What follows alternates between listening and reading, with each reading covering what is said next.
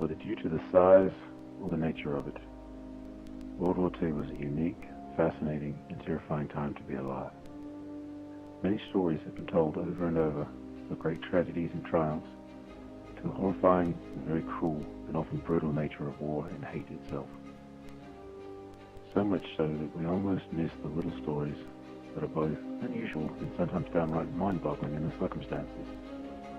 But without these stories, no victory would have been met. So sit back and enjoy our new WFCR series, Strange and Forgotten Histories of World War II.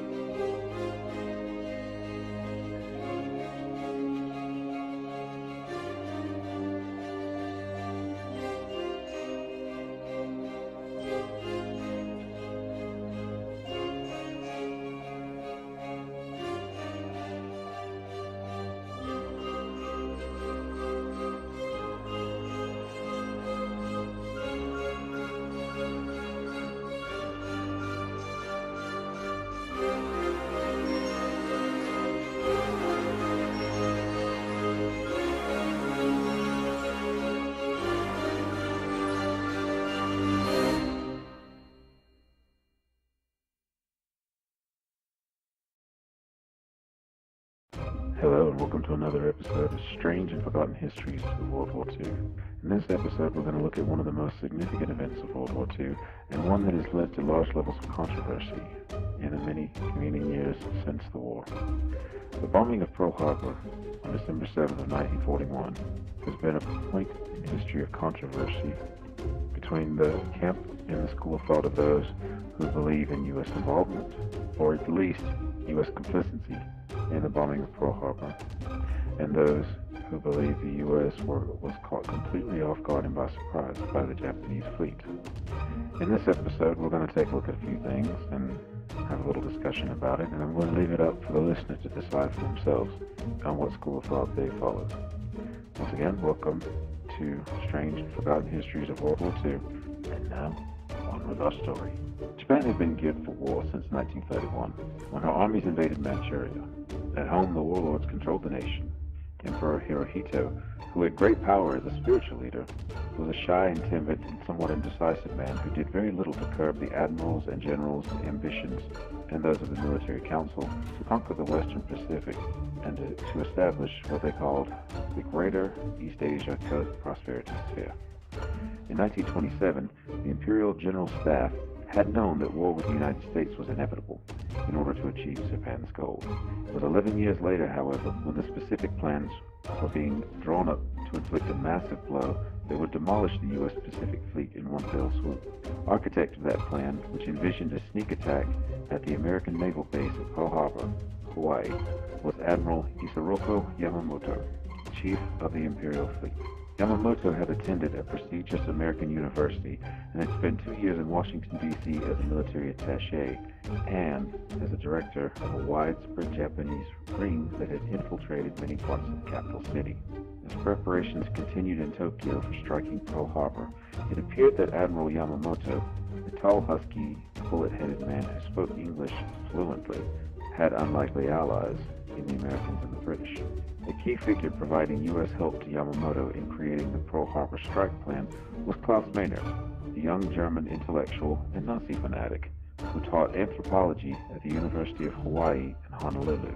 A highly regarded professor on campus, Maynard was also a clever and productive spy, one deeply imbued with the ideals of Nazism. In 1938, Professor Maynard learned of the vulnerability of the Pearl Harbor fleet when U.S. Navy Captain, later Chief of Naval Operations Ernest J. King, launched a successful mock airstrike from the carrier Saratoga to conclude major war games called Fleet Problem 19.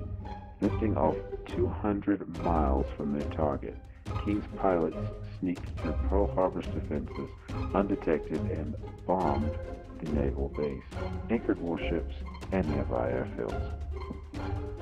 Maynard, under the guise of conducting field research, eavesdropped on the naval exercise and sent to his masters in Berlin an exhaustive report in which he accurately detailed woefully weak spots in the Hawaiian Islands' defenses.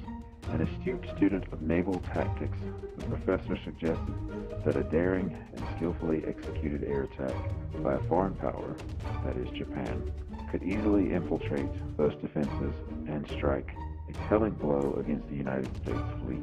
Since Germany and Japan were locked in an espionage alliance negotiated 3 years earlier, Maynard's report was eventually shuttled on to Tokyo.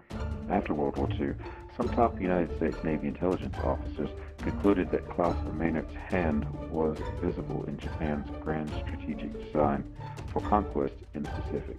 In mid-1940, Admiral Yamamoto reported that his operational plan for the sneak assault against the United States Pacific Fleet anchorage was nearly completed. Then an event occurred halfway around the world that may have inspired the Japanese admiral to include its strategy in his own plan. On November 11, 1940, a British air reconnaissance carried out from the Mediterranean island of Malta disclosed that 6 battleships were neatly congregated in the Italian naval base at Taranto in southern Italy.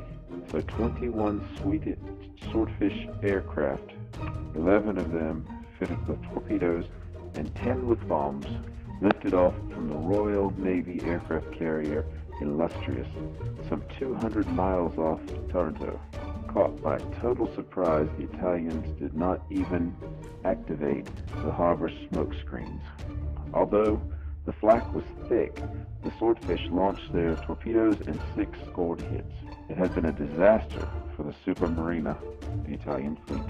All 6 battleships were either abandoned or put out of action for many months. So a curious riddle has endured. Had the Americans, through Captain Ernest King's mock air assault, and the British, through the Taranto torpedo strike, furnished Admiral Yamamoto with inspiration and strategy for the surprise bomb and torpedo attack against Pearl Harbor in December of 1941. And therein lies the heart of the controversy. How much exactly did the United States have to do with Pearl Harbor? I leave it for the listener to decide. To take the strange and curious little tale that we've given, which is factual. Those events did occur. How much inspiration they played in Yamamoto's plans of bombing Pearl Harbor and burning it remains to be seen, and I suppose that's in the eye of the interpreter. But, as I said, I will leave it for the listener to decide. There are many great resources out there that can tell you about other things that happened around Pearl Harbor. But I thought it would be interesting to share this curious little story of how these 2 completely unrelated events worldwide may have actually led to the event of Pearl Harbor, in the sense that perhaps without these 2 events, the plan of Yamamoto's never would have come together. It's an interesting thought nonetheless, though.